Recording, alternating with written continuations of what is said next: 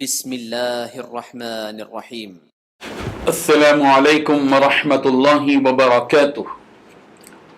الحمد للہ رب العالمین والصلاة والسلام علی سید المرسلین محمد وآلہ وصحبہ اجمعین، اما بعد۔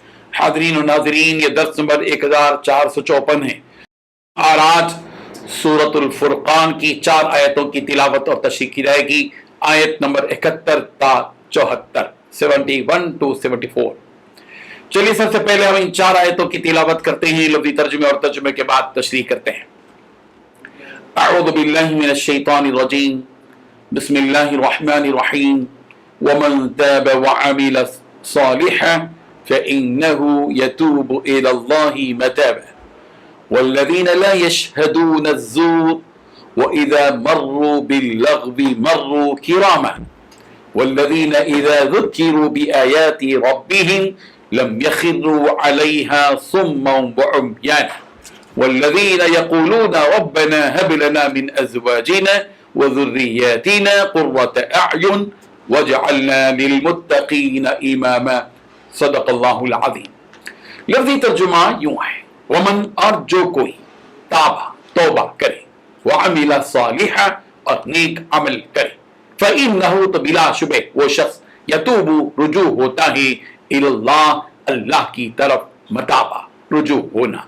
والذین، اور وہ لوگ کے، لا یشہدون، شہادت نہیں دیتے، الزور، جھوٹی، وإذا، اور جب، مروا، وہ گزرتے ہیں، باللغو، لغو کاموں کے پاس سے، مروا تو وہ گزر جاتے ہیں، کرامہ، عزت و وقار کے ساتھ۔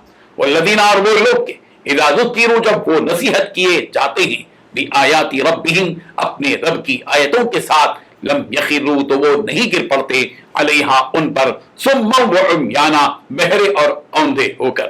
والذین، اور وہ لوگ جو، یقولون، کہتے ہیں، ربنا، اے ہمارے رب، ہب لنا، ہمیں عطا کر، من ازواجنا، ہماری بیویوں کی طرف سے، وذریاتنا، اور ہماری اولاد کی طرف سے، قرۃ اعین، آنکھوں کی ٹھنڈک، وجعلنا، اور بنا ہمیں، للمتقین، متقیوں کا، اماما، امام۔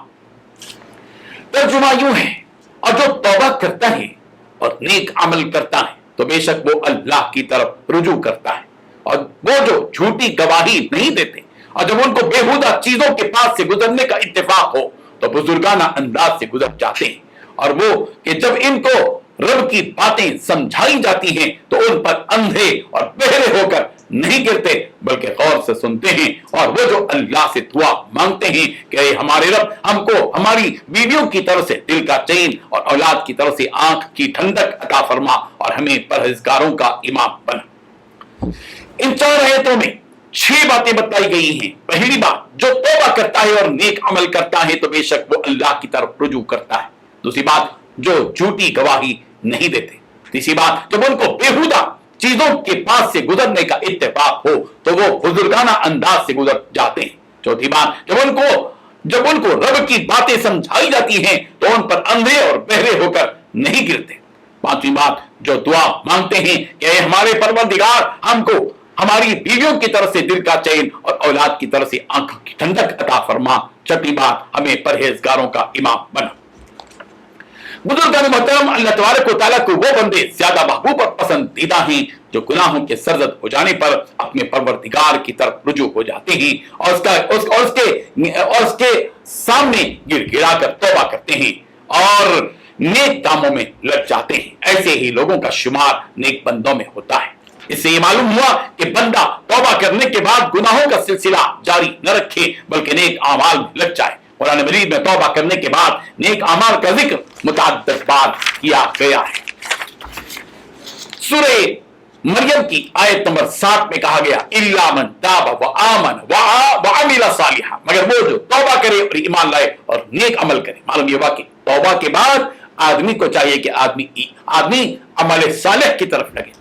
سورہ طٰہٰ کی آیت نمبر 83 میں اللہ تبارک و تعالیٰ نے توبہ کرنے والوں اور نیک اعمال اختیار کرنے والوں کی مغفرت کا اعلان کیا۔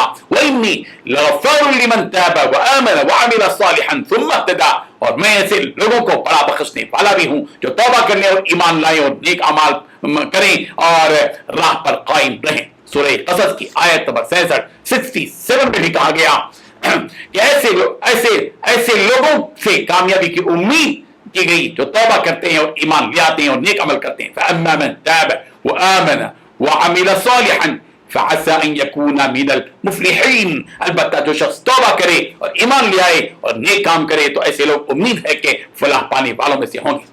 اللہ تعالیٰ کی طرف حقیقی معنی میں رجوع کرنے کے لیے کرنے والے وہی لوگ ہوتے ہیں جو اپنے گناہوں پر توبہ کرتے ہیں, اپنی اصلاح کر لیتے ہیں اور نیکی کی جانب اپنا قدم بڑھانے لگتے ہیں.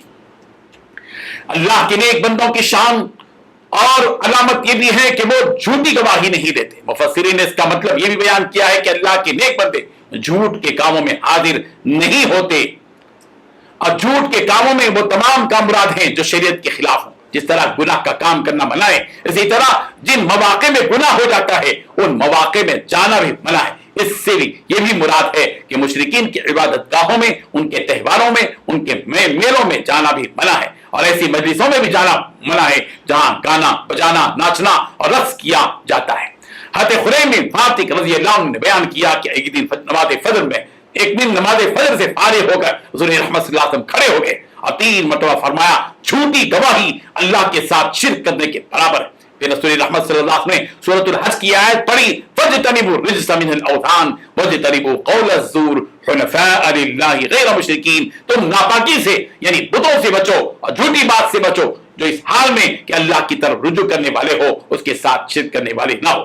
اللہ کے نیک بندوں کی شان اور علامت یہ بھی ہے کہ وہ بےہودہ کاموں کے پاس سے گزرتے ہیں تو شرافت کے ساتھ گزر جاتے ہیں. یہ نیک بندے برائی کی مجلسوں میں شریک ہونا تو دور کی بات, بلکہ یہ نیک بندے کبھی لغو اور بےہودہ مجلسوں پر اتفاق سے ان کا گزر ہو جائے تو وہاں سے شرافت کے ساتھ گزر جاتے ہیں, وہ مجلسوں میں ہرگز شریک نہیں ہوتے. بھلا آدمی, نیک آدمی کبھی بےہودہ مناظر دیکھتے کھڑا نہیں رہ جاتا بلکہ وہ وہاں سے شرافت کے ساتھ گزر جاتا ہے. اور اللہ کے نیک بندوں کی شان اور علامت یہ ہے کہ جب ان کے سامنے رب ذوالجلال کی آیتوں کے ذریعے نصیحت کی جاتی ہے اور ان کے تقاضے پورے کرنے کے لیے کہا جاتا ہے تو ان پر گونگے بہرے ہو کر نہیں گر پڑتے. اس کا مطلب یہ ہے کہ یہ نیک بندے ان آیتوں پر اچھی طرح متوجہ ہوتے ہیں, ان کے سمجھنے اور تقاضے جاننے کے لیے اپنی سماعت اور بصارت کا استعمال کرتے ہیں. ایسا طرز استعمال نہیں کرتے کہ ان آیتوں کو سنا ہی نہیں اور دیکھا ہی نہیں. اس میں اشارہ ہے اس بات کی طرف کہ قرآن مجید کی آیتوں کے معنی اور مطلب کو صحیح طور پر سمجھا جائے اور ان آیتوں کے تقاضوں پر پوری طرح عمل کیا جائے. اللہ کے نیک بندوں کی شان اور رحمت یہ بھی ہے کہ یہ اپنے پروردگار سے, اپنی بیویوں اور اپنے بچوں سے متعلق دعا بھی کرتے ہیں کہ ہمارے پروردگار ربنا هب لنا من ازواجنا وذرياتنا قرۃ اعین, اے ہمارے پروردگار ہماری بیویوں اور ہماری اولاد کی طرف سے ہمیں آنکھوں کی ٹھنڈک عطا فرما. یعنی بیویوں اور بچوں کو ہمارے لیے ٹھنڈک پلا دے, یعنی بیویاں اور بچے چین اور سکھ سے بھی رہیں, آرام و راحت سے بھی جئیں اور وہ فرما بردار بھی ہوں اور نیک بھی ہوں اور دیندار بھی ہوں, اس طرح کہ انہیں دیکھ دیکھ کر دل خوش ہوتا ہو اور آنکھوں کو ٹھنڈک نصیب ہوتی ہو, اور ہمیں متقیوں کا امام بھی بنا دے, یعنی ہم کو متقیوں کا سردار اور سربراہ بنا دے کہ ہم بھی متقی ہوں اور ہمارے ماتحت جتنے لوگ ہیں وہ بھی متقی رہیں. اللہ تعالی ہم سب کو عمل کی توفیق عطا فرمائے. آمین. وآخر دعوانا ان الحمد للہ رب العالمین.